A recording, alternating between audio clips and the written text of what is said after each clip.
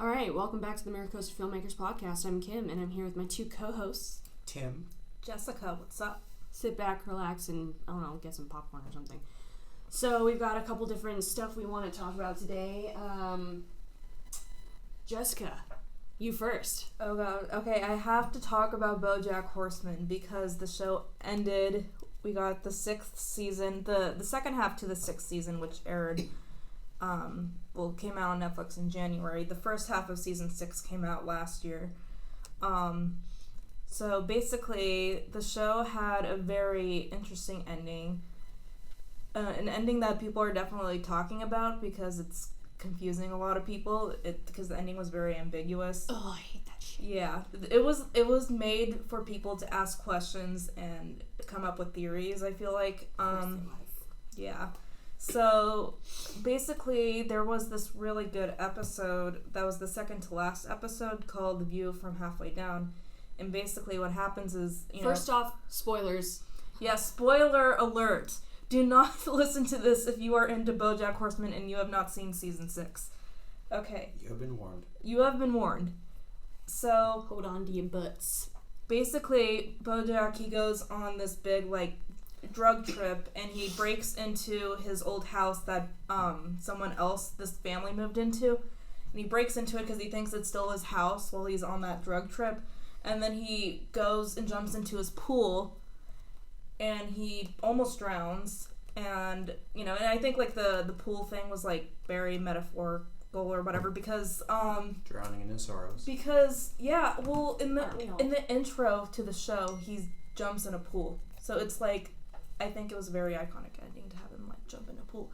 But, yeah, and he has this near-death experience, basically, where he has to, in that episode, The View from Halfway Down is all about him confronting death and what death is like, and, it has this deep theme that it doesn't matter what we all do in life because everyone ends up in the same place. So he has this whole, sequence where he's having dinner with all these other people on the show that died, and they're all just, talking about things that they did throughout their life and everything, and it's just, a really cool and creative episode. And there's, this whole black tar that starts closing in on him throughout, the episode. This black tar is just chasing him because it represents death closing in, and he has to come to terms with death.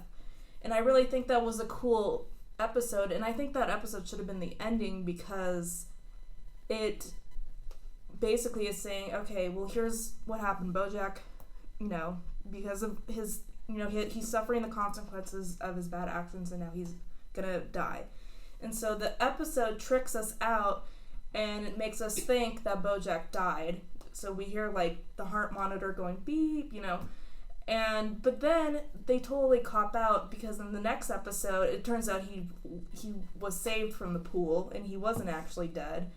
And so the whole last episode is just, this episode where he's just having kind of a last moment with all the main characters and everything, but I don't know. I still feel like they kind of went for two different things. It was okay, are you going to have Bojack die or not, Did they tie up any loose ends really in the last episode, or was it just more of a happy resolution rather than actually? So what it was basically no other characters got any speaking time except for the 5 main characters. So Bojack, Mr. Peanut Butter, Diane, Princess Carolyn, Todd.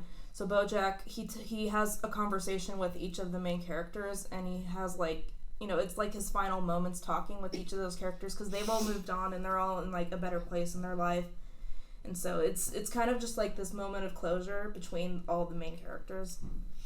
So does that kind of wrap up at least some things, or is it just more relationship wrapping up? There's no. Yeah, I feel like they left a lot of things still hanging because all they did was just wrap up his relationships with those characters, and there were a lot of things unanswered. For example, Hollyhock. Hollyhock, who is his half sister. There was this issue between him and the season where she found out about a bunch of the stuff that he did in his past, and so she didn't want to talk to him ever again.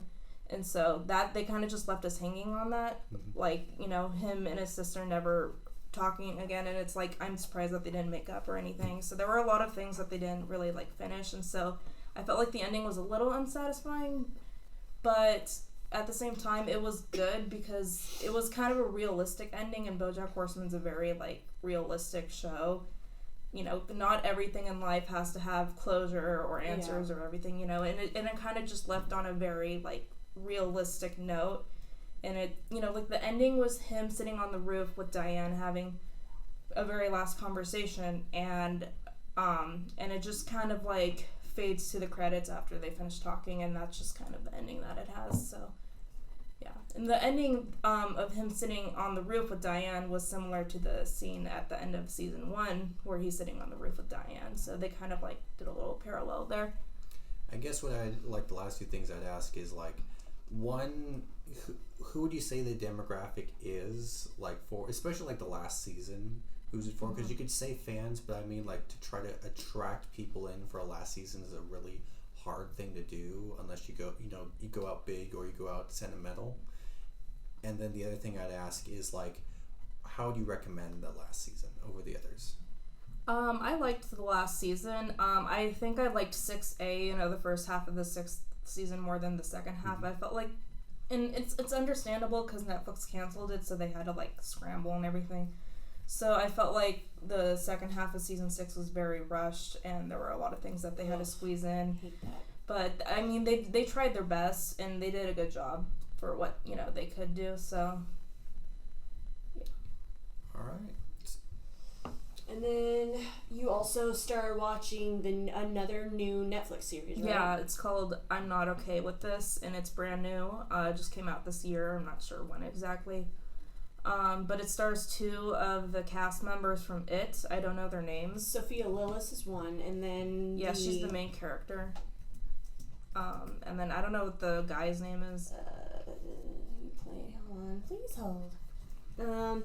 He played Wyatt Olev. He played young Stanley. Yeah. So his name was Stan in It too, because his name is Stan in this show. Yeah. That's funny.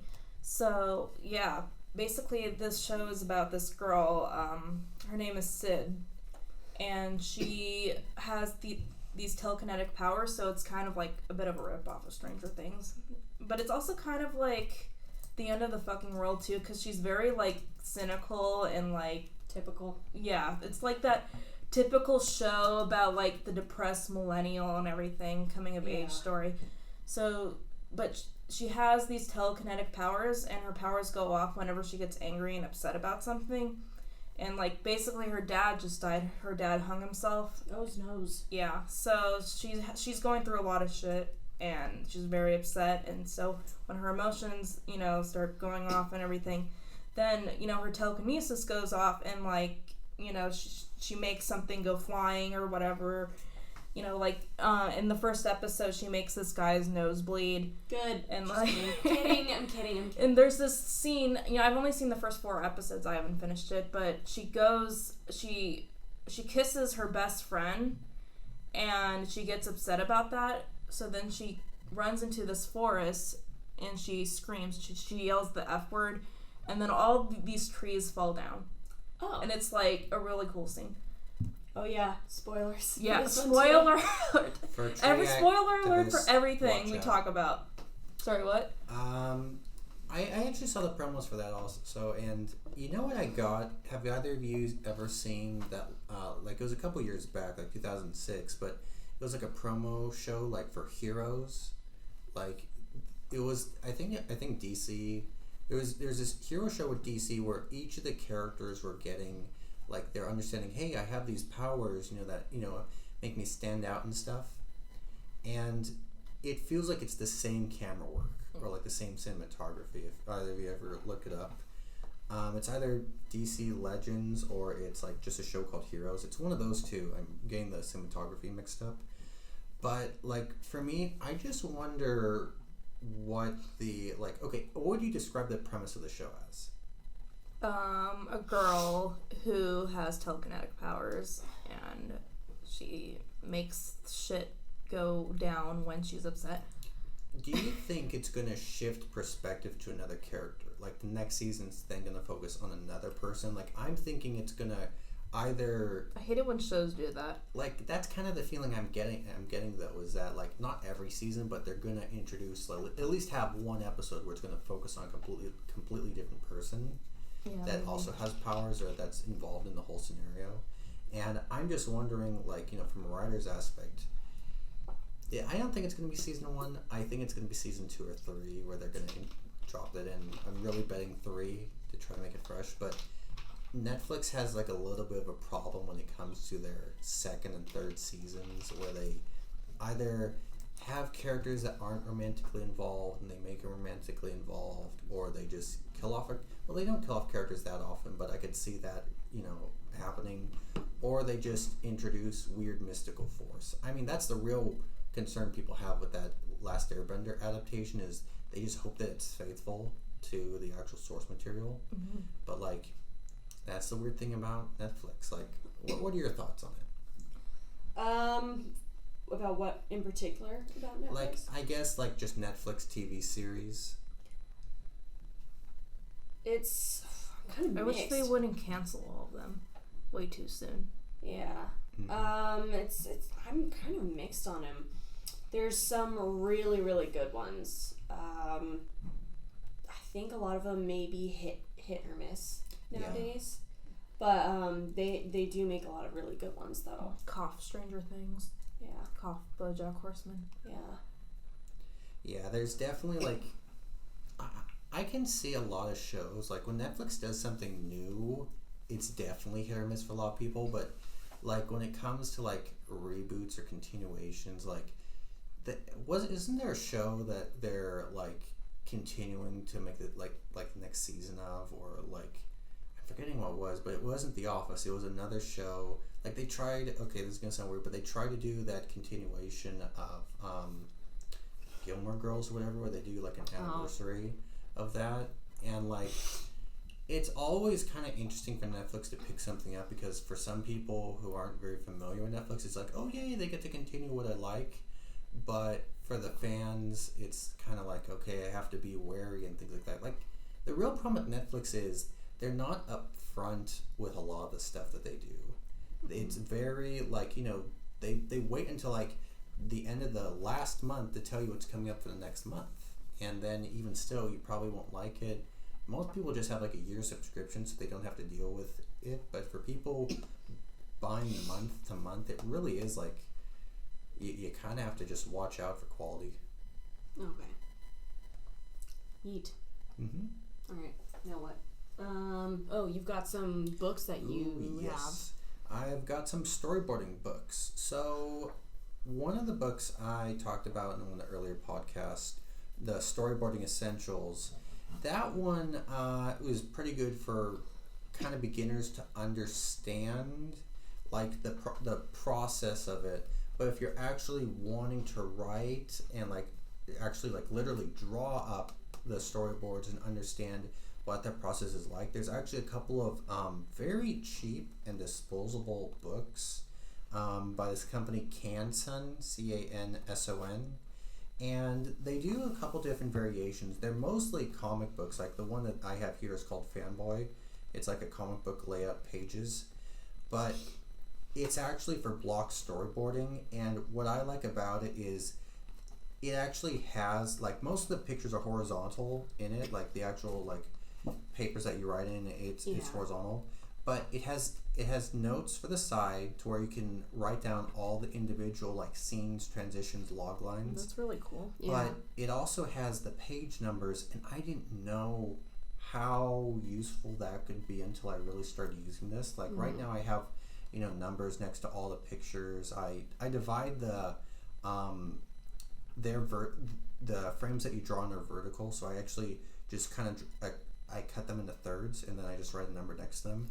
But like for future projects, I'm gonna try to use the page numbers, and then just, you know, write in them the different scenes, because there's like well over like 100, 200 pages in each one, and you can go through them pretty quickly.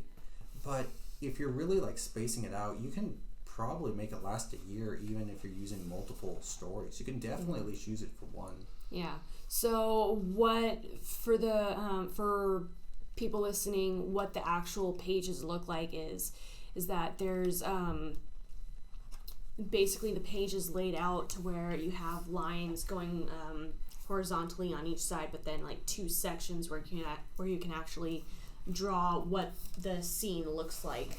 Yeah, I think that's really cool how there's lines next to it, because you know most storyboards it's it's just the pictures, but the fact that you can write something next to it, I think that's cool. Yeah, and they're really like I don't want to say cheap, like oh wow it's so cheap, no, but they're really inexpensive in that you can get like they also come in packs, but you can get them for like $5 each, and that's not a lot considering how much paper and the style that you get. But you can get them in packs of like I think 10 for just like $10. So then you're cutting it down for like you're getting like 10 times the amount.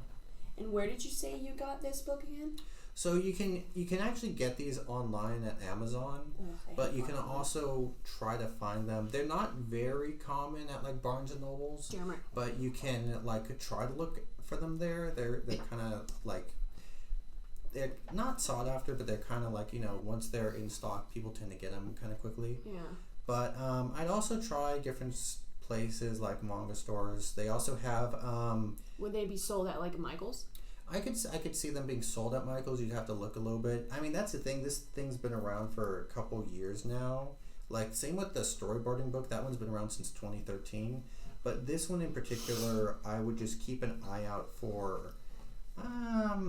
I would actually say go to something like, not a Hobby Lobby, but like a writing store where just look at a bookstore and see if they have those there. So like any store that sells paper, kind of in a sense like a big bulk paper, look for them, because that's pretty much what the packet is. But yeah, it's a lot of you'll have a lot of fun if you like writing. Yeah. And did you have like any other books that you had? Oh yeah, sure. I've got a couple here. One of the other things, just as a quick tangent, that I also use for writing is I use they have them at Staples because it says right on the top, but they also have them at Amazon. They are these big kind of notepads, and it's under like Amazon Basics, and I just buy like 5 or 10 at a time, and I just use it for paper. And whenever I have an idea, I just rip off the top, and they're these big notepads.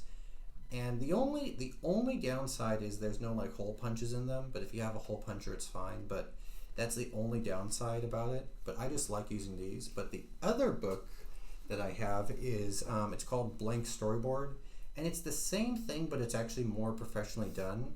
It's a storyboarding book that goes scene by scene. It has like the production name at the top where you write it in. It has the dates, the number of pages, all the stuff listed out. If you're really actually like using a like if you want to use a real professional storyboard, going off of that, use that, because this goes shot by frame. Like there's scene numbers, frame and shot numbers. And what I love about this is it has shot type, and I used to like just put it in under descriptions for the shot type and what I'd like.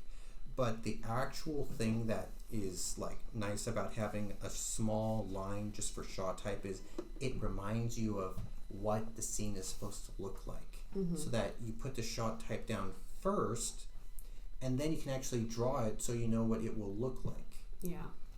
Yeah, and the other thing too is there's the timing, so you actually know how long the movie is. You just total up the different, there's a little timing box at the very corner bottom of the description, and you just total up all the different timing boxes that you have, and then that's your movie length. Yeah.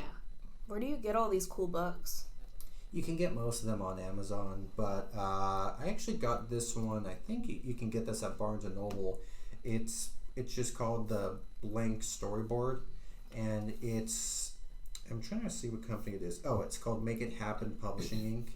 Okay. Yeah, this one does, that company does a lot of good work in terms of like writers, what do you call those? Writers, accessories. Okay, cool. So yeah, it's really fun to like get these things. But what I like about it too is it has a production list in the front, and that's where you keep track of all your different projects, because there's over 200 pages in that book. Yeah.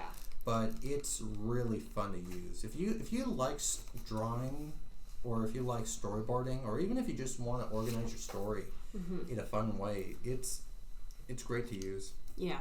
So this book is Blank Storyboard, Notebook, Sketchbook, Template Panel Pages for Storytelling and Layouts. Did you say template? Yeah, template. Isn't it pronounced template? Template, whatever, who cares? My templates are in pain. Template. Anyway, so those are the big storyboarding books I have for this week. Yeah. But these have helped me out immensely, especially with our script that we've been working on for the club.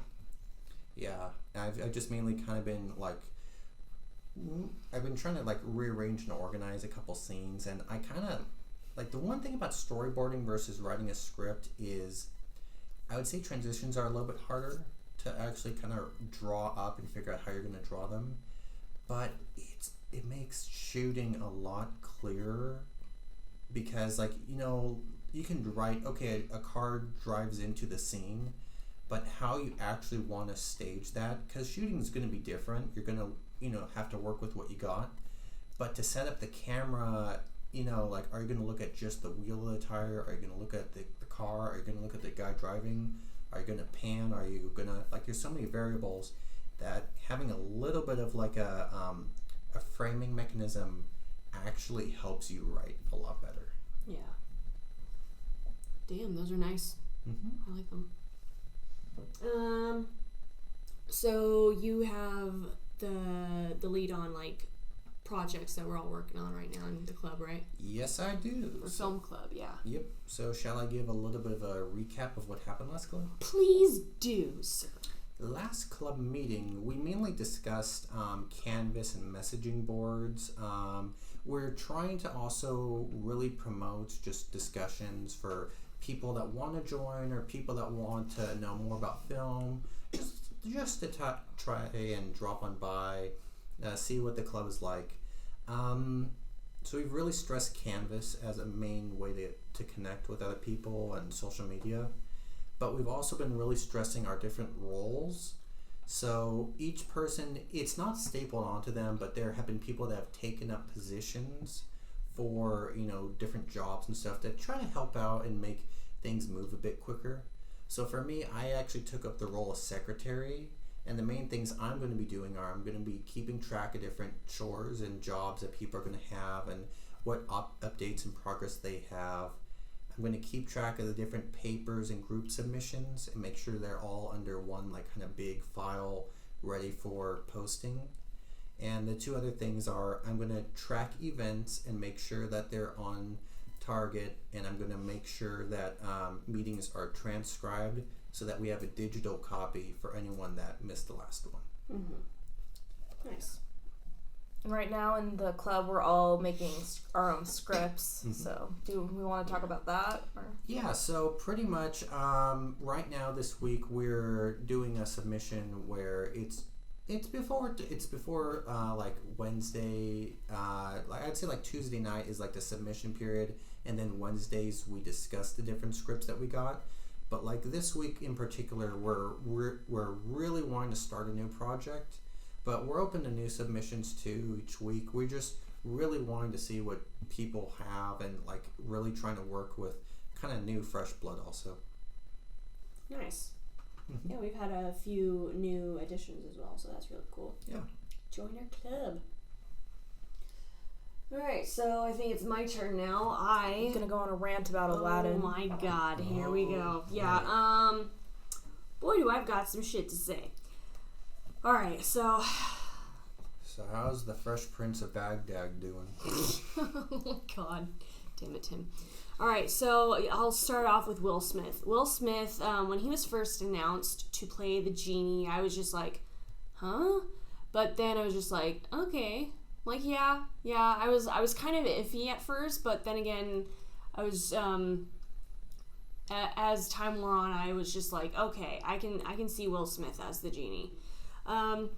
So I thought that pretty much this movie, he definitely did a good job carrying this movie. I felt like it was pretty much carried by him a lot or whatever. The only thing that I had a problem with is some of the stuff was like the CGI, for example. This is one of my pet peeves, as you guys know. So when he was the blue version of the genie, the CGI, especially when it came to his face being overposed, blended in with the rest of the body of the character, I thought it was just it didn't fly with me. It was too painfully obvious. Kind of annoying. CGI, I guess, was okay in most areas. Of course, they did Raja the tiger completely CGI, which it was actually not bad for the tiger character. So I'm okay with that. Can I actually cut in a little bit in terms of when CGI doesn't work well? Yes. There's an actual there's a channel on YouTube called The Corridor Crew, and they're video effects artists, and most of the time they're just reacting, but one of the things that they actually said is one of the kind of most painfully obvious CGI things is if you ever see any Iron Man scene, the head is not actually attached to the suit. If you're actually looking really closely at the bottom of the neck, you'll actually see the flat line at the bottom of the head cut out of the suit a couple times. Yeah.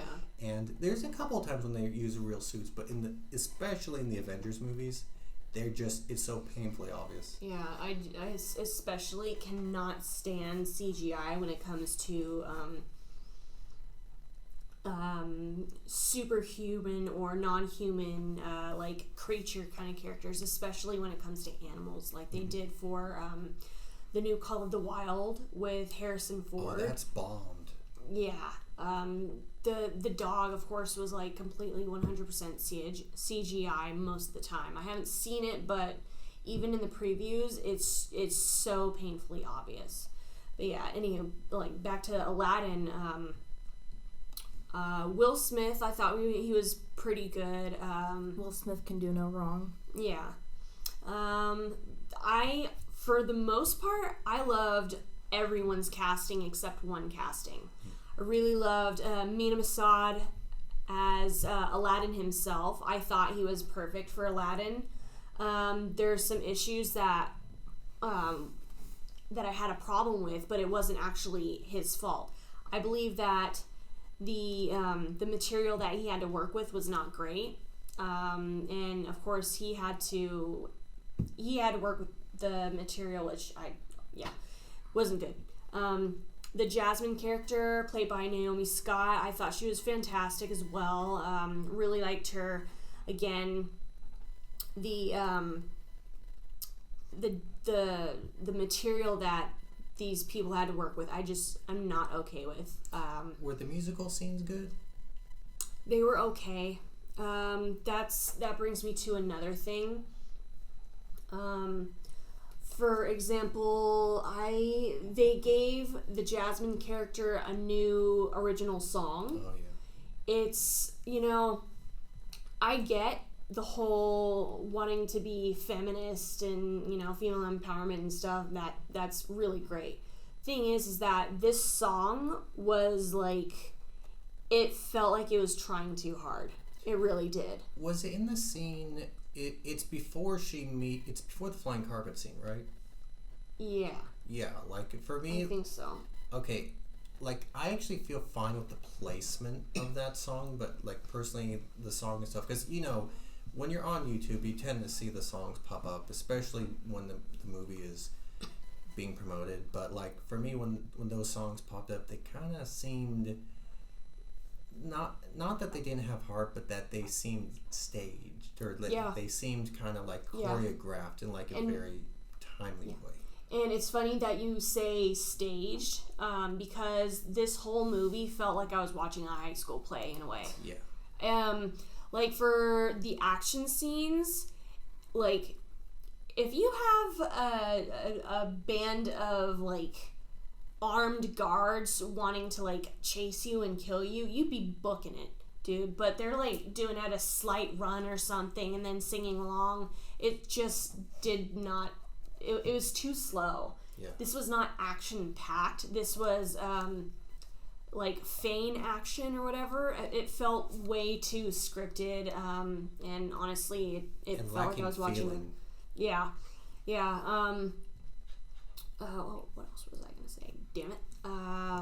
What about the other performers?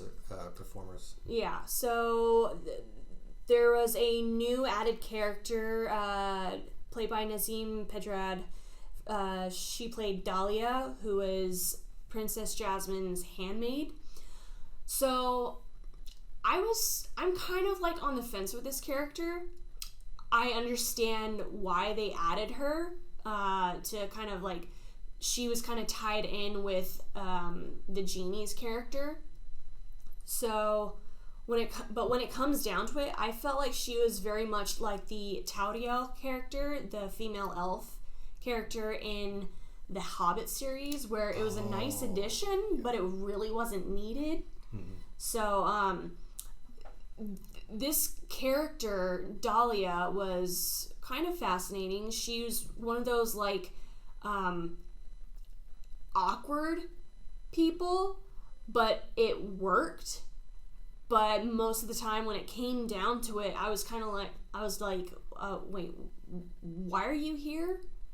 So I was just like, the character itself worked, but it was kind of like not needed in a way. You know what's a movie that kind of needed that? Have either of you two ever seen that live action? Well, it was cartoon, but it was also live action. Enchanted. Yeah. Oh yeah. It feels like that movie needed like a weird middle ground character like that. Like there's the other princess or the girl that becomes a princess at the end of that. No, she actually ends up becoming the cartoon version. Yeah, princess. that's what I'm saying is she played by Idina Menzel. Yeah, that's who it is. But like, what's weird about that story is it feels like there's too small of a cast. But for Aladdin, it feels like there's somehow a big cast, but the characters don't really play their roles. Yeah. So, sorry for the cough. They had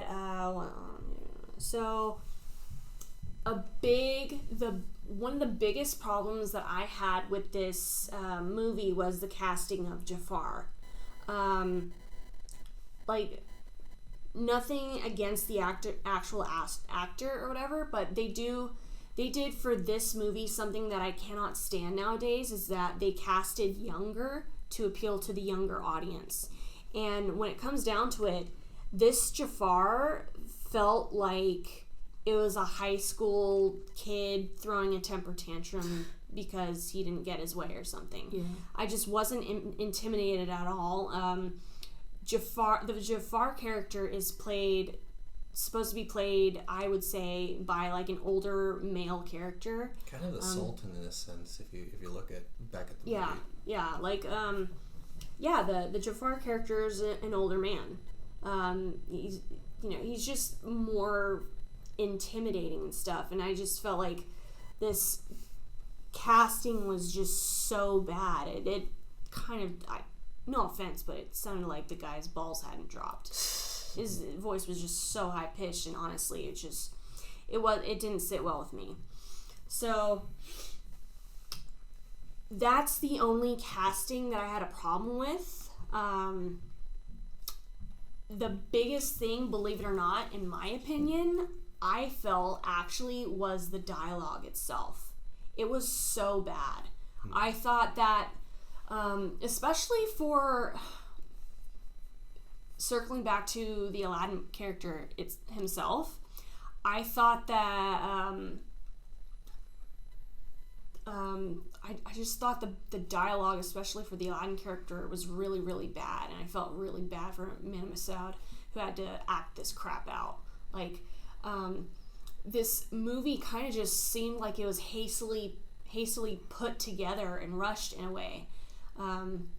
They do this, another appealing to the younger generation kind of thing that I cannot stand, is that like they do this I would say like maybe it's a new character trope where they have this character come off as like so unbelievably awkward. It's supposed to be cute, but it's so bad in this movie. I think they did that a little bit for the Jasmine character, Aladdin mainly, and then the Dahlia, the Jasmine's handmaid character. It really sucked because in the original Aladdin movie, Aladdin himself, he was like too cool for school. He was just so smooth. Even when he got a little nervous, he still was able to play it off like that. The material that Mina had to work with, I thought it was so bad. And it was there's this one scene, for example, where it's the first introduction that he and the genie have with Jasmine after he's turned into Prince Ali. And that dialogue was, they're like going on about freaking jams or something, and it was so bad. I'm just like, oh my god, what the hell is going on with this crap? So yeah, I would say the dialogue was the worst thing about this. It's just so cringeworthy. And not only that, but like I just they also did some stuff where I was really upset because they kind of well, for one thing, spoilers, but they actually completely skipped over turning or Jafar turning into a giant cobra, which I was really, really upset with, because honestly, I was looking forward to the giant cobra the most in this movie. If you're looking at the dialogue again, just to say one quick thing, it's weird how they don't like play up those scenes. Like, you know, when Aladdin's trying to impress the princess and he says something like, let's say they have a really bad dialogue like line. Yeah. And you don't have the genie like, you know, slapping his face or doing something like odd in the background. Yeah. Or just try to have him like, at night after the what's the song, A Whole New World? Like right after that, have him like be like, oh man, I can't believe I said that afterward. Like there's no human moment where a person just takes an aside or a breath and it's like, oh man, what just happened? Like, you know, most people have those moments where they look back and it's like, I can't believe I did that. Yeah, it was just so bad. I'm sorry, I don't really know what else to say about it, but that like dialogue was just terrible. And it's something that's a kind of like, I feel, character trope or something. That whole so awkward that it's actually kind of cute thing that people do nowadays, where it's just with every younger person kind of character, they try to do that whole like so awkward but you're still cute. It's just so overplayed. You know, it's a movie that did that, and it has the same thing that this movie has. The Lone Ranger, like the Army Hammer, he's this kind of fish out of water type. Yeah. But you can do that a little bit better. But when you have an awkward character, here's the problem. You can't have a good breakout character. Because whenever the breakout character outshines the main star, you question, well, why isn't this person the star of the show? Why aren't we seeing them all the time and all the stuff? Because that's the problem that Johnny Depp had, was he always just kind of outshone Armie Hammer, even when he was doing really cool stuff. Oh yeah, that was a Johnny Depp movie. Yeah, and that's also the problem if you look at the Pirates movies. Pirates 3, people say, is the worst in the series, because that's the one that has the least of with Johnny Depp in it. Like, he's not in it until like the second half. Yeah. So, for Aladdin, this seemed hastily put together. Mm-hmm. Like, they were trying really, like, way too hard to be, like, the whole feminist female empowerment thing. That song was just, like, that also kind of made me cringe. Like, it was just so bad. The special effects weren't Lion King, though, right? Not really. I mean, they were okay. The amount of color, for example, like, the amount of color that's in this movie is just astounding, and it's actually really beautiful. I love the color that they used. There's so much color in every single frame, and it's really beautiful.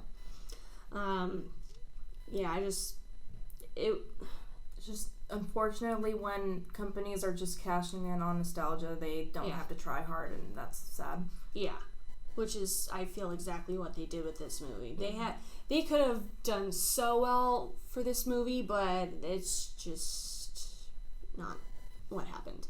I felt like this was like, I don't know, maybe a college level play at the most. And would you say it's a family movie? Is that the thing about it? Because like these types of Disney live action movies, when you're really looking at it, there's like a specific like I'd say like, you know, teen to like 20-year-old demographic in a sense, or people rewatching the movies. I mean, there's not really a market for these. That's the biggest problem.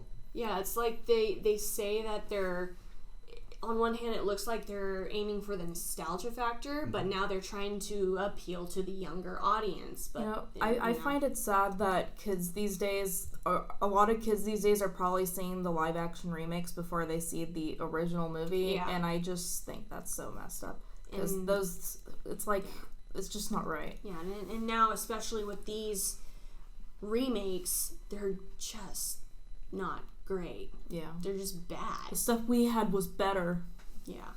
Kids today, they'll never know. Yeah. Yeah. So yeah, I'd give it like a 4 out of 10. I just wonder what Mulan and The Little Mermaid are going to be like, because they're making 2 new films also. They're making a Cruella kind of, I think it's actually going to be a prequel to one. But they're also making the Jungle Books, like another remake after. I feel that the one that came out most recently was actually really good. Have they made the Lady and the Tramp remake yet? They have, and that one has been really mixed reviews overall. When did that come out? That came out with Disney Plus, I think. Oh no, a month after Disney Plus, I think, because that came around I think December.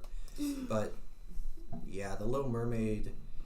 I mean, I kind of just want to know what the first trailer is going to look like, because of all the Disney movies, that one I would feel, along with Aladdin, has the most important songs, just for many, you know, not to typecast, but for many girls growing up, that was a very emotional movie for them. Like almost every girl I knew had a copy of that on VHS, but had a copy of that at their home. Yeah, I'm mixed. God, I'm just so not looking forward to all these flippin' remakes. Like the Mulan one looks pretty promising. Yeah, actually it does. It does look really promising. I'm not gonna lie. Like, to actually cut through all the crud, you know, like how they were remaking Spider-Man like 3 to 4 times, I would actually be fine right about now for an Alice remake. Like a really fresh retelling of Alice, I would actually be fine with that. They already did Alice that in Wonderland? 2010. Yeah, I would actually be fine with that, because it's been 10 years since the other one. But like the way that Disney's going right now with a lot of their works and a lot of their remakes, I just think they're failing big time.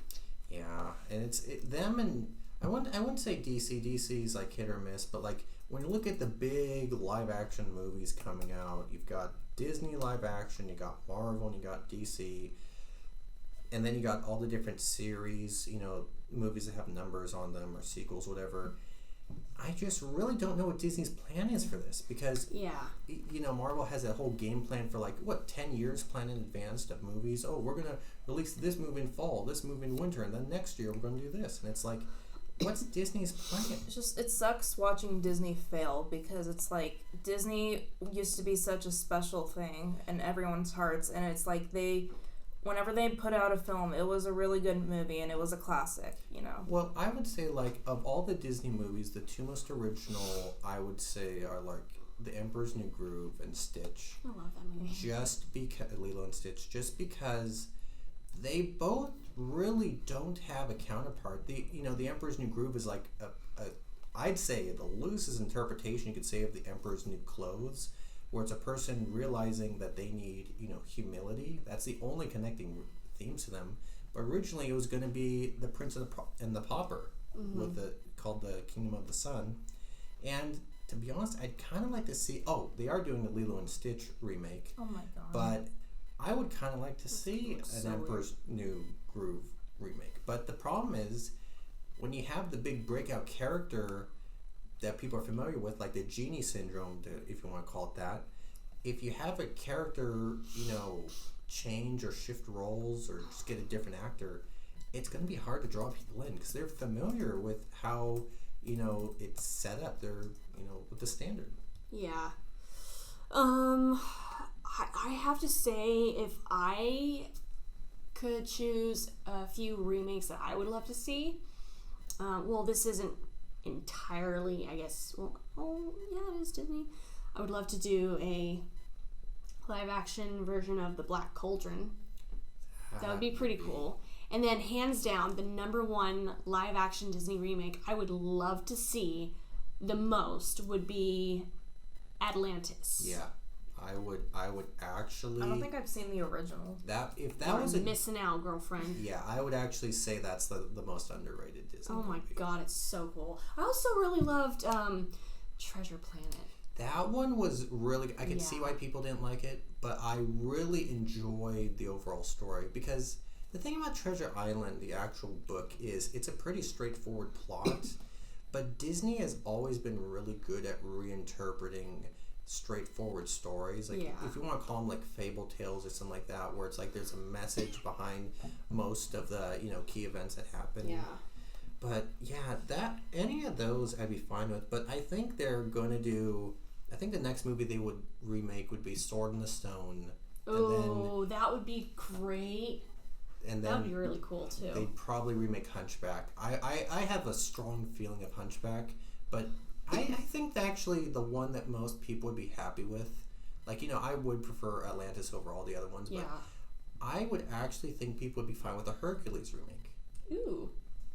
Yeah, that would be pretty cool. Because that would kind of appeal to all the things Disney's trying to do with live action. Yeah, especially their Renaissance era movies. Yeah, when it comes down to it, I think the Renaissance ones would be really cool. Mm-hmm. And then also some of the, they didn't really hit mainstream, but I would love to see also a Sinbad one, and a Road to El Dorado live action. Those were really cool. Isn't that DreamWorks? Oh yeah, probably. You know what? I wonder if... Whoops, close enough, but I would still love to see live action versions of them, so... That's actually an interesting topic, because DreamWorks are remaking Shrek, but would they ever do a live action remake? I think the direction that Hollywood is heading with nostalgia, everything, I'm sure other companies are going to start doing the whole live action everything formula that Disney is doing. Oh boy, they're going to reboot Kung Fu Panda and Minions. Yeah. Oh god, I do not want to see a live action Minions. The actual animated Minions already makes me want to kill myself. Yeah. But yeah, alright. We're already running 47 minutes. Do you guys want to wrap it up there? It's been fun. Yeah. Oh yeah. We'll try to do this again maybe next Monday, because I think I'm going to skip out on movie screenings. Yeah. Alright, so that was Miracosta Filmmakers Podcast. I'm Kim. I'm Tim. I'm Jessica. Have a great day. Yep, what she said. See ya. See you in the next one, guys.